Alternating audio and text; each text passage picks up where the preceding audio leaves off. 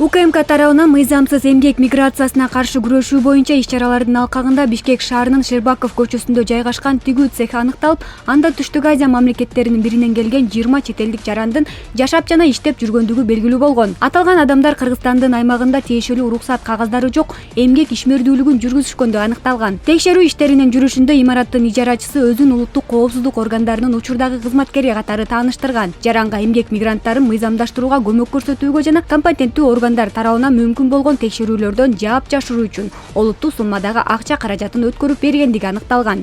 Аталган жарандын чындыгында УКМКга эч кандай тиешеси жок экендиги, мурдараак аталган органдан иштен бошотулгандыгы аныкталган. Ошого карабастан ал жабырлануучу тарап менен байланышты улантып, берген убадаларын аткарууну кечеңдетип, түзүлгөн кырдаалды жөнгө салуу мүмкүнчүлүгүнө ынандырып жүргөн. Ыкчам иликтөө иш-чараларынын алкагында ишкер менен кызматкердин ортосунда акча каражаттарын жарым-жартылай кайтарып берүү фактылары катталып, аудио жана видео материалдар менен тастыкталган. Кийинчерээк аталган жалган кызматкер убадаларын толук аткарбай, баардашуудан баш тарткан. Жабырлануучу тараптын арызынын негизинде Кылмыш жаза кодексинин 209-беренесинин 4-бөлүгүнүн 4-пункту менен кылмыш иши козголгон. 2025-жылдын 2-июль күнү шектүү Бишкек шаарынан кармалып, УКМКнын убактылуу кармоочу жайына киргизилген. Учурда мыйзамсыз аракеттерге катышкан башка адамдарды, ошондой эле ушул сыяктуу алдамчылыктын мүмкүн болгон түрлөрүн аныктоого багытталган тергөө ыкчам иш-чаралары улантууда.